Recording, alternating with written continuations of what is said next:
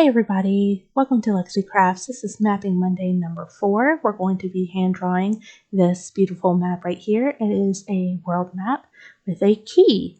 So if you'd like to learn how to draw this map, just grab some pens and a pencil and some paper. And I use dice as well. And let's get started.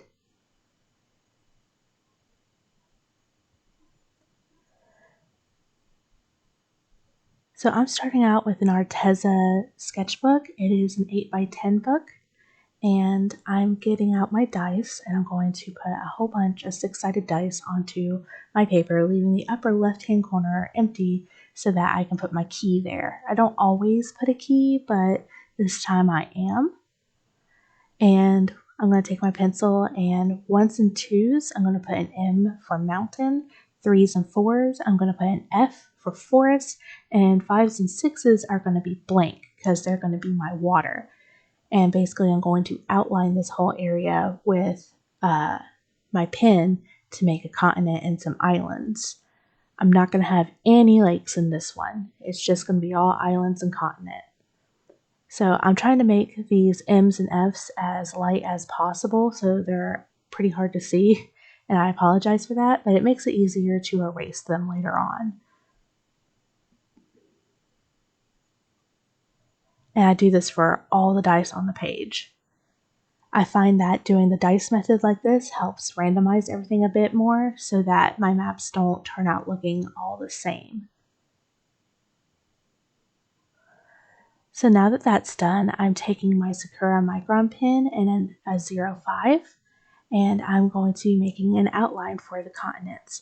Now, the more squiggly the outline of your continent and islands, the more zoomed out you are.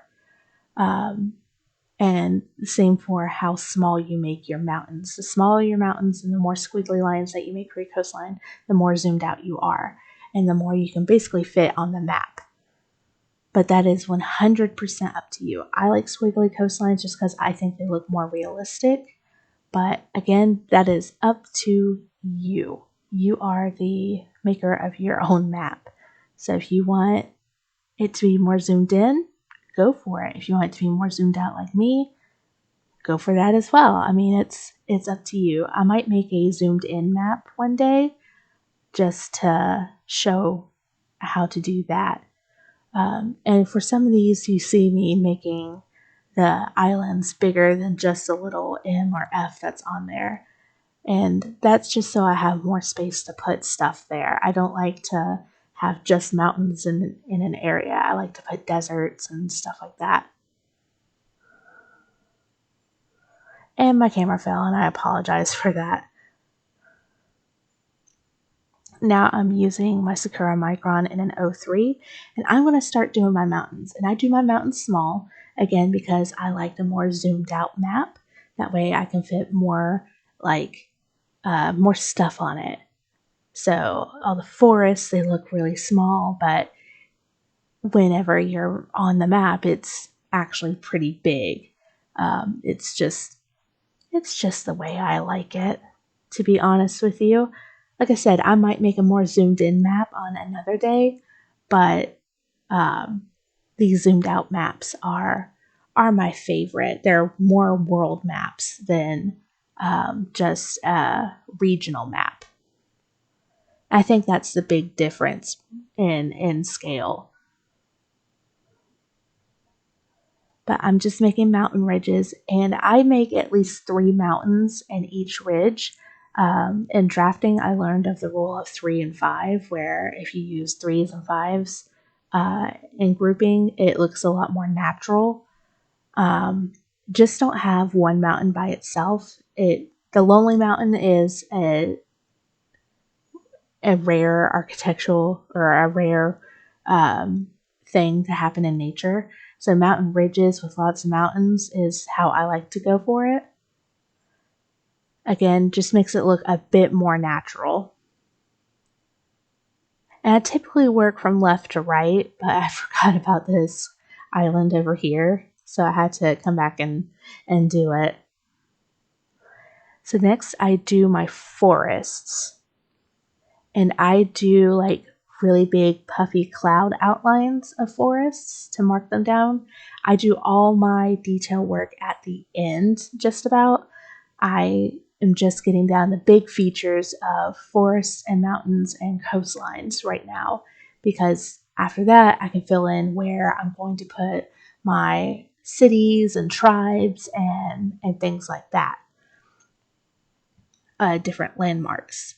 So forests and mountains are what people usually put their cities around, just because it's more where resources are. Forests have, of course, wood, but also animals for hunting. Mountains provide lots of protection. Water is, of course, a big resource, so a lot of places are built around water. And I'm just doing um, big puffy cloud-like forests because I'm in a warm climate, and I'll put in lots of deserts at the end. I didn't do any swamps on this map. I wanted it to be a rather hot and humid area.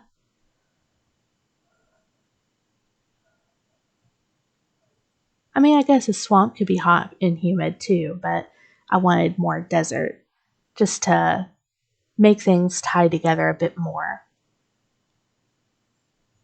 Because of the way I did the water this time, swamps wouldn't have really looked as neat in my opinion, because I like to do wavy lines for swamps, and the water was very liney this time. And apparently I lost some footage, but here I'm putting circles for cities. The triangles are tribes. That square there is a school. I put an X for a prison. And then I'm going to do some stars that are going to be forts. And the reason I'm doing these in red is so that they're more visible. Especially triangles, they look a lot like mountains if you do them in black. I have a map where my players, I use these for D&D sometimes, so my players thought that one of the triangles was a mountain. I'm like, no, that's a tribe there. Sorry. They ended up thinking that that tribe was full of cannibals when they're really just a bunch of nice people. But they're like, you guys are sending off really creepy vibes. Total cannibals. So now that tribe is cannibals.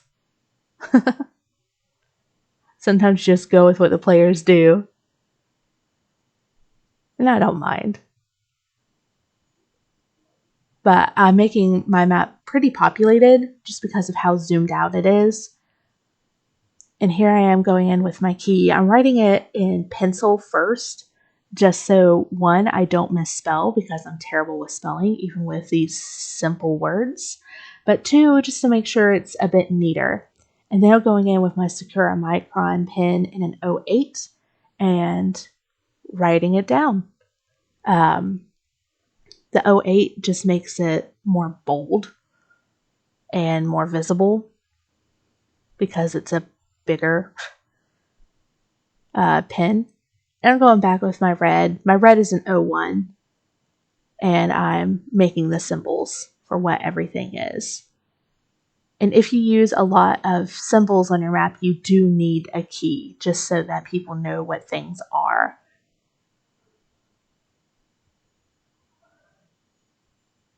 So now I'm going back in with my 08, and I am going to do the underlining of the coast.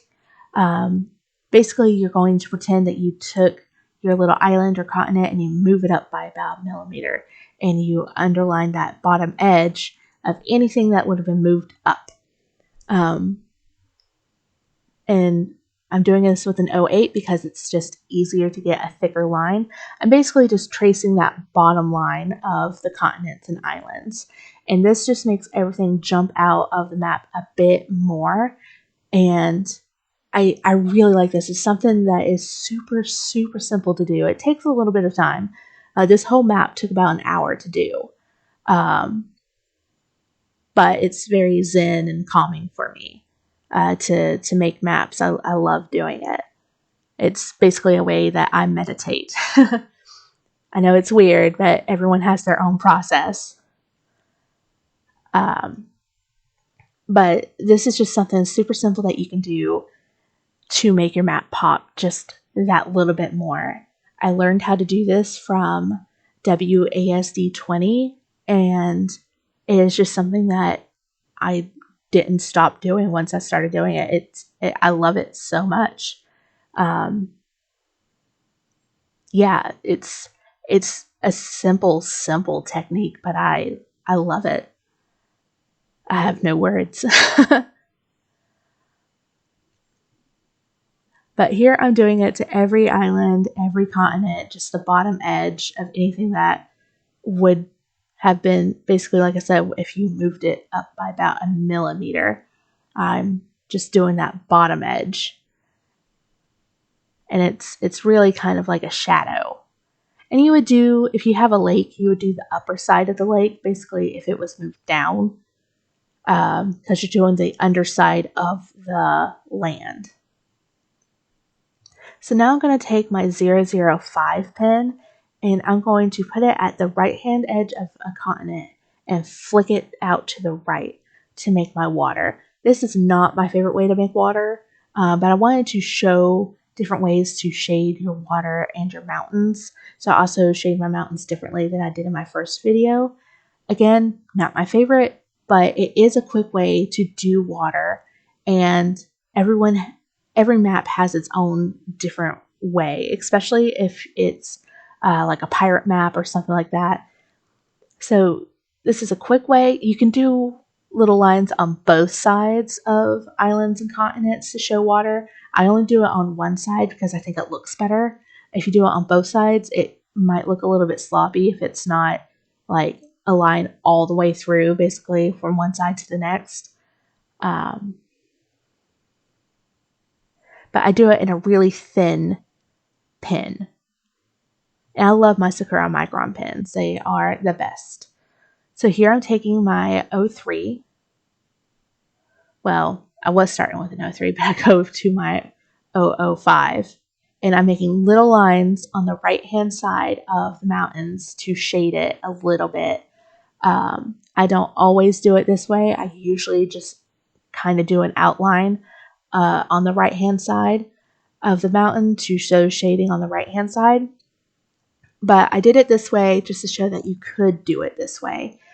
And in my mind, it kind of looks like pyramids, but I do know there's a lot of maps that people do that do mountains like this, and they look really, really cool. It's just, I don't know. I wasn't really in the mood for them to look like this today, and I did it anyways. Like I said, I wanted to show different ways that you could shade and do mountains and water.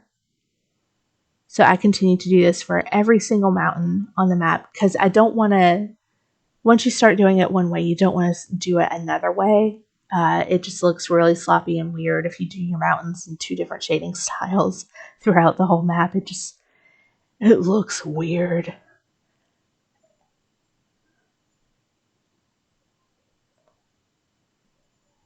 And I have a lot of mountains to go through, but not as many mountains as I have forests. There's a lot of forests on this map. So now I'm going to go through with my 005 and I'm going to put a bunch of little lines at the bottom of each forest and then put happy little treetops in each of the forests. And I don't do clusters of trees in this one. I just do the treetops as separate. I don't like make them touch or anything like that. Just to show that you can do it different ways, and it's still going to look good depending on how you do it. Like I said, there's some people that they do singular trees throughout the whole map. They don't do forests like I do. They'll just do singular trees, and their maps look really cool and really good. But it's not something that I like to do for mine. If you want to see people do other types of maps, look up WASD20. He does plenty of maps, and he does mapping competitions as well sometimes. And then there's also the Questing Beast. Those two are the biggest map makers that I know of on YouTube that do fantasy maps like this.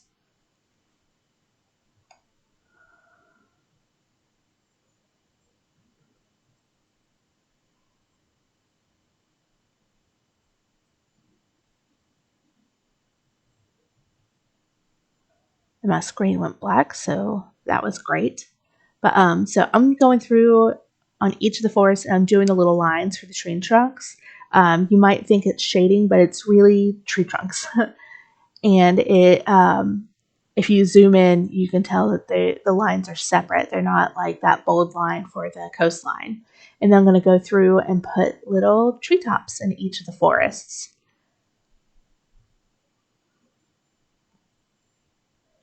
And this is just a quick way to do forests. It's one of my favorite ways.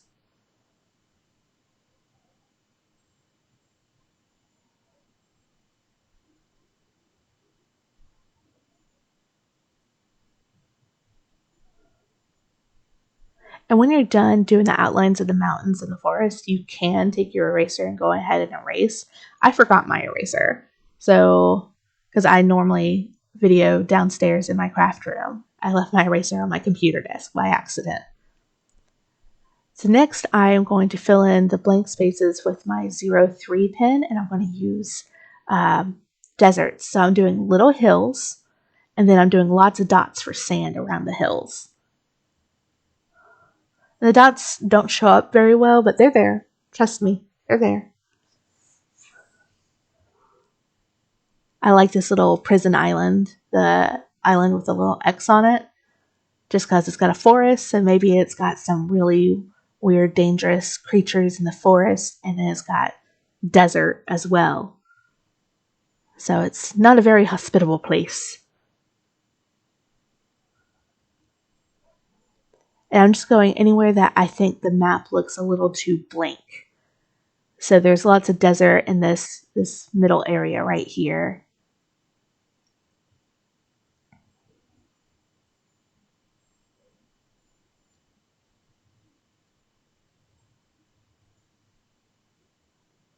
And then that's it for the map. I hope you enjoyed.